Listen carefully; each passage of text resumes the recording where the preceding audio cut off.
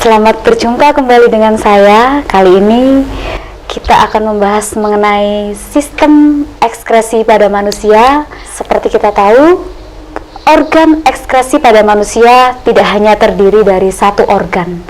Sistem ekskresi pada manusia tidak hanya melibatkan satu organ, tetapi beberapa organ.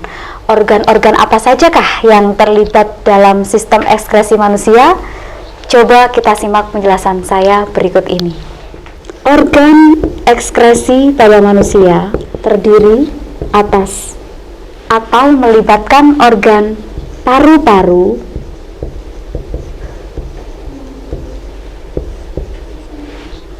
berikutnya organ yang terlibat adalah kulit, hati, dan ginjal. Anak-anakku, pada soal ujian nasional kelas 9, dari 4 organ ini yang paling sering dibahas adalah organ ekskresi berupa ginjal. Baik, untuk itulah kali ini kita akan mengupas tuntas proses ekskresi yang terjadi pada organ ginjal manusia. Saya tunjukkan berikut ini adalah struktur ginjal manusia. Kita awali dengan di sini ada satu yang bernama glomerulus. Di sini ada semacam kapsul Bowman. Ini ada tubulus.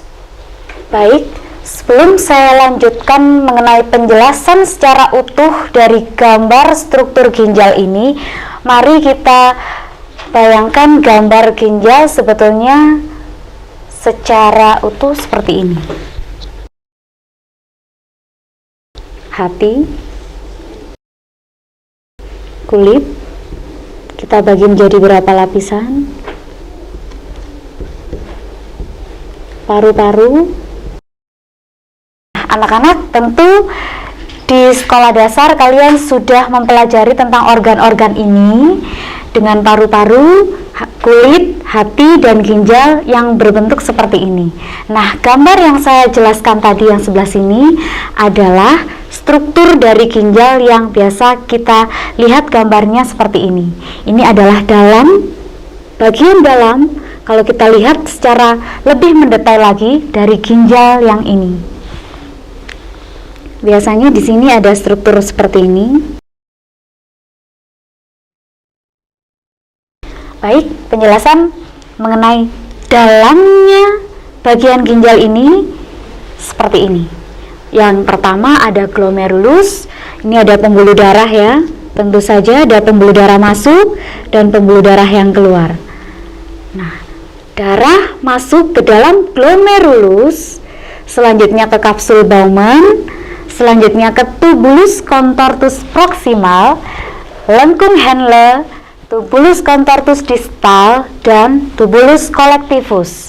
Setelah itu nantinya akan menuju ke uretra dan selanjutnya akan menuju ke luar tubuh. Darah masuk ke ginjal akan mengalami sebuah proses dan maka akan dihasilkan urin. Proses apa saja yang terjadi di ginjal ini saya singkat sebagai berikut. V di sini adalah proses filtrasi. R di sini adalah proses reabsorpsi. Dan A di sini adalah proses augmentasi.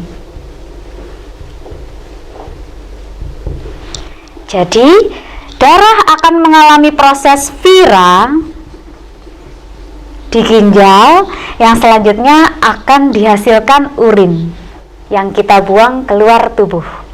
Nah, selanjutnya saya bahas mengenai vira ini terjadi di bagian ginjal ini. Filtrasi, proses yang pertama, kita artikan sebagai proses penyaringan darah. Jadi darah kita di sini mengalami proses penyaringan, selanjutnya akan dihasilkan urin primer. Zat yang paling banyak disaring di sini kandungan darah yang paling banyak disaring di sini berupa protein. Selanjutnya, zat berikutnya, urin primer ini terdapat zat berupa glukosa, garam, dan yang lain-lain. Selanjutnya masuk ke dalam tubulus contortus proximal. Selanjutnya, di tubulus contortus proximal, urin primer akan mengalami proses yang kedua, yaitu reabsorpsi. Reabsorpsi kita artikan sebagai proses penyerapan kembali.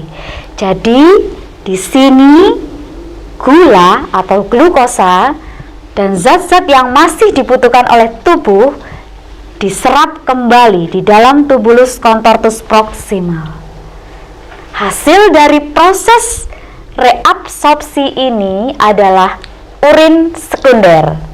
Selanjutnya, urin sekunder akan masuk ke lengkung Henle dan masuk ke tubulus contortus distal. Di tubulus contortus distal, urin primer akan mengalami proses augmentasi, yaitu penambahan zat-zat yang masih bisa digunakan oleh tubuh dan sekaligus pengeluaran zat-zat yang sudah tidak digunakan oleh tubuh di tubulus contortus distal. Selanjutnya dihasilkanlah urin primer. Urin primer selanjutnya terdapat di tubulus collectivus menuju uretra dan selanjutnya dikeluarkan dari dalam tubuh kita. Oke, selanjutnya lebih lengkapnya saya rangkum dalam sebuah tabel. Sekali lagi di sini ada vira.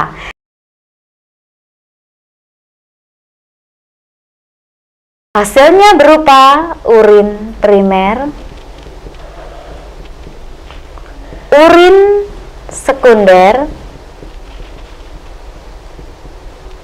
dan ini urin sesungguhnya. Zat yang paling banyak diserap di urin primer tadi adalah protein. Di sini masih terdapat penyerapan kembali berupa glukosa, diserap kembali karena masih dibutuhkan oleh tubuh. Dan di sini augmentasi, terjadi proses penambahan zat-zat yang masih digunakan oleh tubuh sekaligus pengeluaran zat-zat yang bersifat racun. Baik, berikutnya akan kita coba menyelesaikan latihan soal seputar penyaringan urin, penyerapan kembali, dan penambahan zat yang masih terjadi sehingga dihasilkan urin sesungguhnya. Berikut soalnya, kita lihat soal yang pertama. Perhatikan gambar berikut.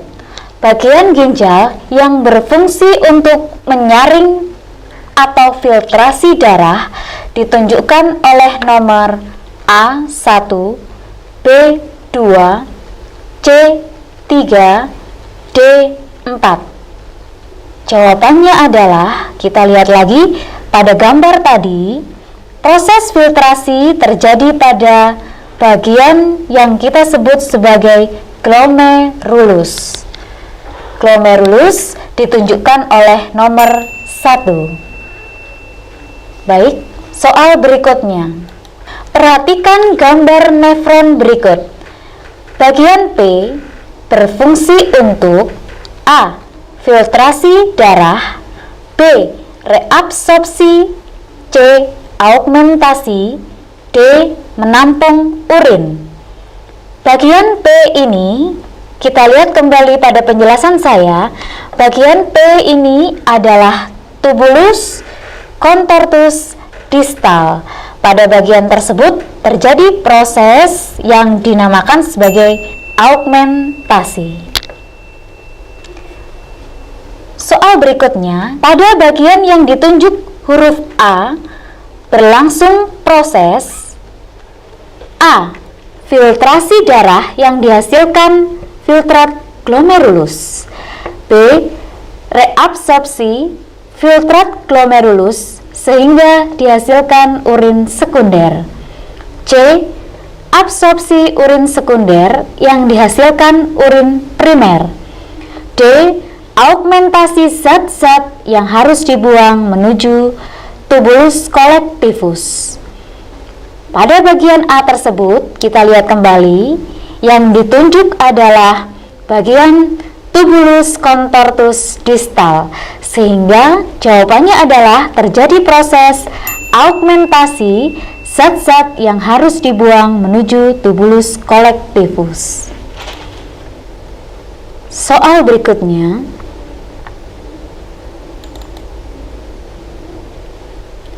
proses yang terjadi pada nomor 1, 2, dan 3 adalah A.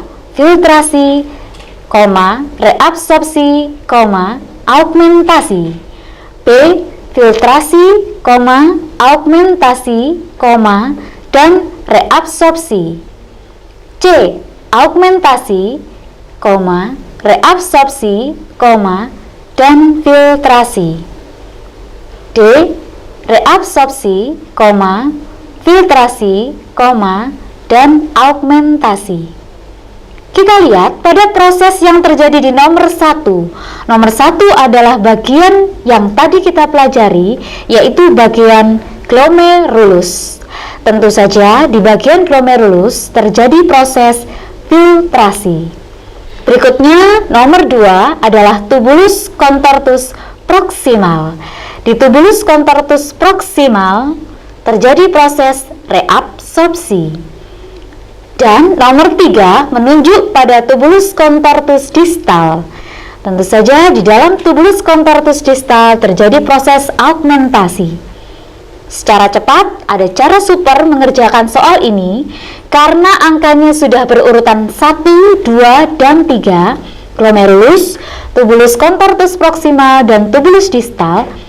Tentu saja kita bisa langsung menyingkat dengan singkatan tadi, cara super, yaitu VIRA, filtrasi, reabsorpsi, dan augmentasi. Demikian anak-anak penjelasan saya kali ini mengenai organ ekskresi yang paling sering keluar di ujian nasional, yaitu ginjal. Semoga bermanfaat. Terima kasih.